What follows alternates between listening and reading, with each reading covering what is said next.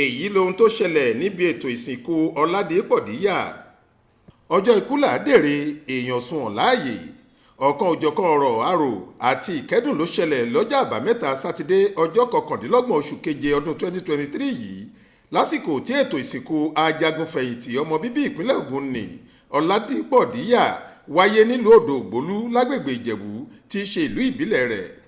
Diya tó ti fìgbà kan jẹ́ gómìnà ìpínlẹ̀ Ògùn lásìkò ìṣèjọba ológun tó sì tún jẹ́ olórí gbogbo àwọn ọmọ ogun Nàìjíríà lápapọ̀ Chief of Army Staff àti igbákejì apàṣẹ wàá ìgbà náà olóògbé Sani Abacha jáde láyé lọ́jọ́ 26 oṣù kẹta ọdún 2023 yìí lẹ́ni ọdún 89. Ọ̀gọ̀rọ̀ àwọn olóṣèlú, àwọn òṣèjọba àtàwọn olólùfẹ́ olóògbé ni wọ́n péjú pésẹ̀ síbi ayẹyẹ ìsìnkú tí àwọn iléeṣẹ́ ológun ilẹ̀ wa ṣagbátẹrù ẹ̀ ọ̀hún.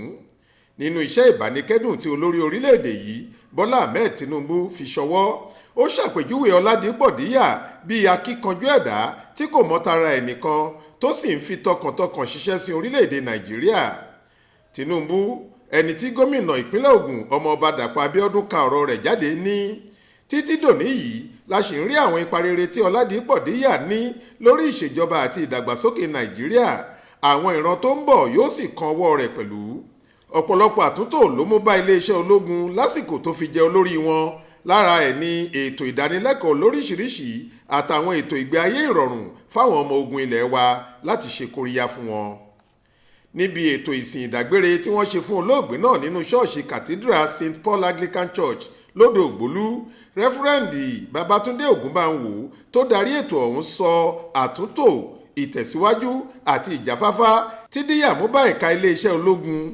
Ó sọ pé èèyàn kan tó fẹ́ràn Ọlọ́run gidigidi ni olóògbé ọ̀hún tó sì fẹ́ràn ọmọlàkejì dénú.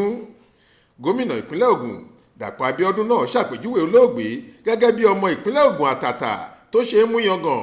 Ó ní ẹni tó mọ ètò ìlú ṣe ni, èèyàn jẹ́jẹ́ sì ni pẹ̀lú. Ó ló wà lára àwọn tó hun bí ètò ààbò nípínlẹ̀ Ògùn ṣe pilẹ̀ṣẹ̀ káwọn olórí yòókù tó máa tẹ̀síwájú lórí ẹ̀. Gómìnà rọ abilékọ Josephine Diya, ìyàwó olóògbé náà àti àwọn ọmọ rẹ̀ láti má ṣe bọkàn jẹ́ ju bó ṣe yẹ lọ.